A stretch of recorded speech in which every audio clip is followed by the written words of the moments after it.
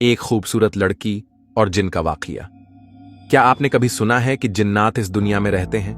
हाँ, वो हमारे आसपास होते हैं, लेकिन इंसानों से अलग एक और ही दुनिया में।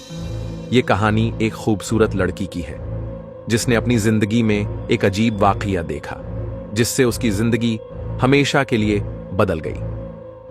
आमीना एक छोटे से गांव में रहती थी। अपनी सादगी और नेक दिली से वह हर किसी का दिल जीत लिया करती थी। गांव में उसकी खूबसूरती और सादगी की चर्चा दूर दराज तक थी, लेकिन क्या उसे पता था कि उसकी ये तारीफ सिर्फ इंसानों तक ही सीमित नहीं थी? आमिना ने धीमी और सुकून भरी आवाज में कहा, मां, आज नमाज के बाद मैं कुछ देर अकेले बैठकर कुरान की तिलावत करना चाहती हूं। मां ने मुस्कुराते हुए कहा, बेटी, याद रखो, अल्लाह की पनाह में रहना ही सबसे बड़ा सहारा है। एक रात जब चांदनी फैली हुई थी, आमिना अपने कमरे में कुरान की आयतें पढ़ रही थी। अचानक कमरे में ऐसा महसूस हुआ जैसे कोई अजनबी साया उसे निहार रहा हो। आमिना घबराते हुए सोचने लगी, क्या यह सिर्फ हवा का झोंका है या कुछ और है? उस रात आमिना ने महसूस किया कि कोई अनदेखी ताकत उस पर नजर रख रही है, जिससे उसके दिल में सवालों की लहर दौड़ा दी। कुछ दिनों बाद जब आमिना रात को सोने गई तो उसने महसूस किया कि कोई उसके कमरे में मौजूद है। उसकी आंखें खुली की खुली रह गईं जब सामने एक अजीब सी शक्ल जाहिर हुई। वह एक जिन था।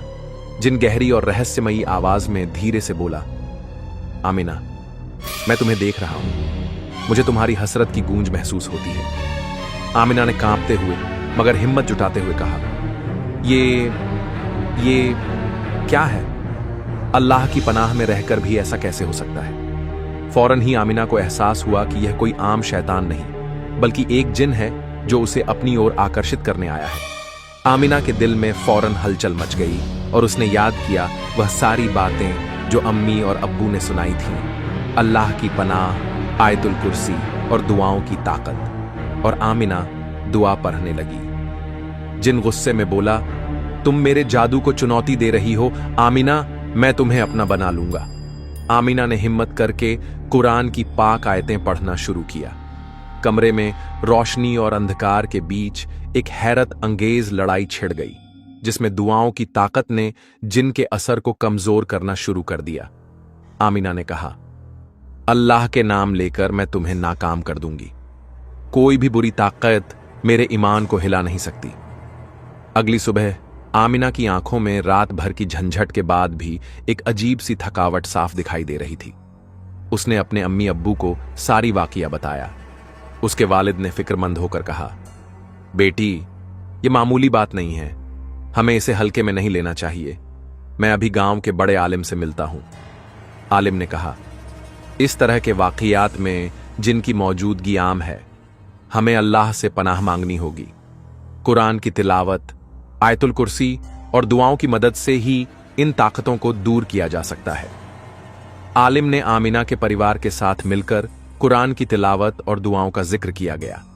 धीरे धीरे घर का माहौल साफ होने लगा और जिनकी शैतानी मौजूदगी कम हो गई। लेकिन जिन हार मानने वाला नहीं था। उसने आखिरी बार आमिना को चुनौती देने का फैसला किया। रात के सन्नाटे में आमिना का कमरा फिर से अंधेरे में डूब गया। जिन गुस्से में चिल्लाते हुए बोला, मैं लौट आया हूं आमिना, अब तुम मेरी मोहब्बत में फंस जाओगी और मैं तुम्हें अपना बना लूंगा। आमिना कांपते हुए बोली, अल्लाह का नाम लेकर मैं तुम्हें हमेशा के लिए दूर कर दूंगी। उस रात आमिना ने अपनी सारी ताकत जुटाकर कुरान की आयतें पढ़ी। आयतुल कुर्सी और दुआओं के साथ उसने जिन को अपने चारों ओर से हटते देखा। जिनकी चीखें और गर्जन पूरे कमरे में गूंज उठी और उसकी ताकत धीरे धीरे फीकी पड़ने लगी। आखिरकार जिन ने हार मान ली। उसकी मौजूदगी पूरी तरह से गायब हो गई, मानो अल्लाह के नूर ने उसे अपने अंधेरे में समा लिया हो। इस वाकये ने आमिना और उसके परिवार को यह सिखा दिया कि दुनिया में चाहे कितनी भी रूहानी ताकतें हों, अल्लाह के नाम की ताकत उनसे कहीं ऊपर है।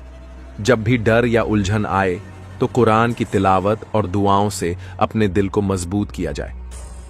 आलिम, हमें हर हाल में अल्लाह को याद रखना चाहिए।